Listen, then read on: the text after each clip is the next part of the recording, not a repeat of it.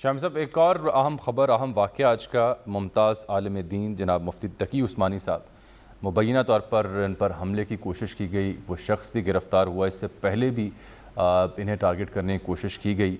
एक बहुत बड़ा नाम है, एक बहुत बड़ा इस्तारा है पाकिस्तान में मजहबी हम आहंगी का। तो इस दौर में ऐसी जय्यद शख्सियत जो है, उनके साथ जब ऐसा वाक़या पेश आता है तो बहुत तशवीश की पैदा होती है और अवामुन्नास भी सवाल पूछते हैं कि हुआ क्या है, मामला क्या है। बिलाल नसीर खानज़ादा साहब कराची से शाम साहब हमारे साथ मौजूद हैं, इस पर मज़ीद बात भी करेंगे। आप कुछ बताना चाह रहे थे?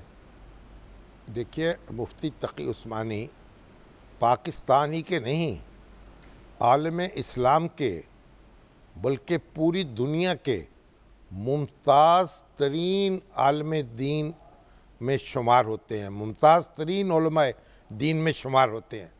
जो 500 मुअस्सर तरीन शख्सियात जो हैं, उनकी फ़हरिस्त तैयार की जाती है, उनका नाम नुमायाँ होता है। हज़रत मौलाना मुफ्ती मोहम्मद शफ़ी साहब रहमतुल्लाह अलैह, मुफ्ती आज़म पाकिस्तान के फ़र्ज़ंदे अर्जमंद हैं, फ़क़ीह हैं, मुहद्दिस हैं, वकालत का इम्तिहान पास कर चुके हैं और अरबी अदब पर गहरी नज़र है, मुआशियात पर गहरी नज़र है। यूनिवर्सिटी से तालीम हासिल की, मदरसे से तालीम हासिल की और सुप्रीम कोर्ट के जज रहे, वो शरई एपेलेट कोर्ट के, और इस्लामी नज़रियाती कौंसिल के मेंबर रहे। तहरीक पाकिस्तान में जिन उलमा ने बुनियादी किरदार अदा किया और पाकिस्तान का झंडा लेकर कायद आज़म के साथ खड़े हुए, उनमें मौलाना शब्बीर अहमद उस्मानी के बाद हज़रत मौलाना मुफ्ती मोहम्मद शफ़ी का नाम आता है। तो ये तहरीक पाकिस्तान का घराना है, पाकिस्तान के पासबानों का घराना है और उनका इल्म और उनका फजल पाकिस्तान में एक नूर फैला रहा है, रोशनी फैला रहा है। उनको निशाना बनाने की कोशिश की जाती है, पाकिस्तानी सोसाइटी को दरम भरम करने की कोशिश की जाती है।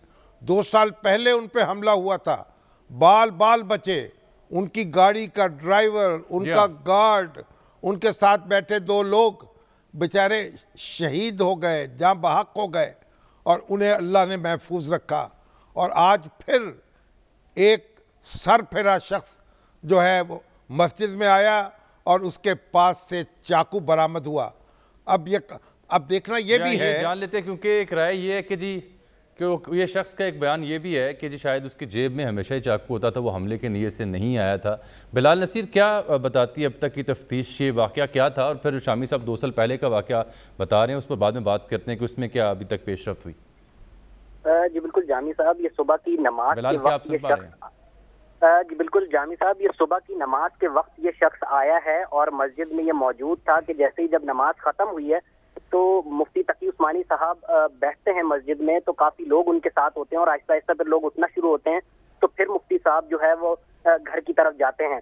ये आसिम नामी शख्स है, ये इनके गार्ड्स के साथ वहाँ बैठा रहा है और फिर ये उनके करीब जाकर बैठा है और इसने फिर चाहा है कि उनसे अकेले में मुलाकात हो जाए। तो मुफ्ती साहब को इन्होंने कहा है कि मैं अकेले में आपसे मिलना चाहता हूँ। मुफ्ती साहब ने इन्हें कहा है कि मैं आपको नहीं जानता, इसलिए मैं आपसे अकेले में नहीं मिल सकता। जिसके बाद इसको फौरी तौर पर सर्च किया गया है तो इसके पास से एक चाकू बरामद हुआ है। फौरी तौर पर सिक्योरिटी गार्ड्स ने मकामी पुलिस के हवाले किया है। पुलिस हुकाम कहते हैं कि इस पे तफ्तीश जारी है कि इसके पास चाकू किस तरीके से आया है। ताहम इसकी जो फैमिली है वो कहती है कि इसका दिमागी तवाजुन जो है वो ठीक नहीं है और इसको हम पहले भी बार बता चुके हैं। तो पुलिस हुकाम अब इसमें मुख्तलिफ पहलुओं से तफ्तीश कर रहे हैं, लेकिन अब तक जो हिरासत में लिया गया शख्स है वो इस चीज से इनकारी है कि वो अटैक करने आया था। हुकाम कहते हैं कि 24 घंटे के अंदर चीजें क्लियर हो जाएंगी।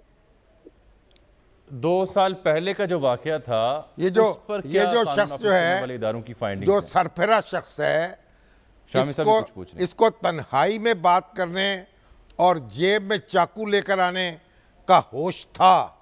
और आपको मालूम है कायदे आज़म पर हमला हुआ था, चाकू से हमला किया गया था जी। और कायदे आज़म अगरचे नहीफ़ नज़ार शख्स थे, लेकिन ऐसे उन्होंने कातिल का हाथ पकड़ा कि वो अपनी कलाई नहीं छोड़ा सका, कायदे आज़म पर वार नहीं कर सका।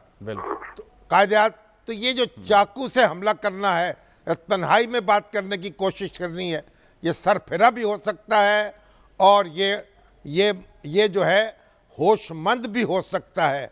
आपको मालूम है किसी ने कहा था जो कुत्ते भौंकते हैं वो काटते नहीं हैं, तो फिर दूसरे ने कहा कि क्या मालूम कि कब वो भौंकना बंद कर दें और काटना शुरू कर दें। तो भारत तहकीक होगी। लेकिन आप ये बताइए जो 2 साल पहले वाकया हुआ था उसकी तफ्तीश का क्या बना, उसके मुकदमे का क्या बना, उसके जिम्मेदारों का क्या बना? देखिए 2019 के बाद ये अटैक मुफ्ती साहब पर हुआ था नीपा चौरंगी के पास, वो अपनी फैमिली के हमरा थे। वो आप तफसील आप उसके बताइए कि मुल्ज़म पकड़े गए, उनको सजा मिली, मुकदमा चला? मुकदमे में 4 से 5 मशकूक अफराद पकड़े गए, जिसके बाद मुख्तलिफ पहलुओं से तफ्तीश की गई। CTD ने और जिले पुलिस ने मुल्जिमान पकड़े, लेकिन अफसोस के साथ कहना पड़ता है कि उसकी तफ्तीश जो है वो अब तक मुकम्मल नहीं हुई है। तो काम कहते हैं कि उसकी तफ्तीश भी जारी है और ऑन गोइंग प्रोसेस है। पता चल गया है कि कौन सा नेटवर्क है, सहूलतकार पकड़े जा चुके हैं, लेकिन जो अहम कारिंदे हैं जो उस अटैक के पीछे थे वो अब तक पुलिस की गिरफ्त में अब तक नहीं आ सके हैं। जी, अब तक कित कदर अफसोस की बात है, ठीक है, डूब मरने का मुकाम है तफ्तीशी इदारों के लिए कि मुल्ज़म पकड़े नहीं गए हैं, तफ्तीश मुकम्मल नहीं हुई है, कोई मुकदमा नहीं चला है।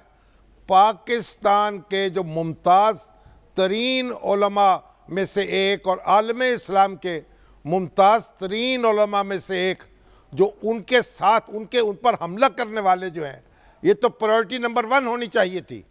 और ये जो हमारे हुक्काम हैं ज़्यादा दहशतगर्दी वाले, इनको उनके मुल्ज़मों तक पहुंचना चाहिए था। मगर हम तो यहाँ वारदातें होती हैं, हंगामा होता है, बयानात आते हैं, उसके बाद सो जाते हैं, किसी को पता ही नहीं। आज मैंने सोचा 2 साल पहले के जो मुजरम हैं वो कहाँ हैं, वो कैफरे किरदार को पहुंचे कि नहीं पहुंचे? तो मालूम हुआ कि हनूज रोज़े अव्वल वाला मामला है।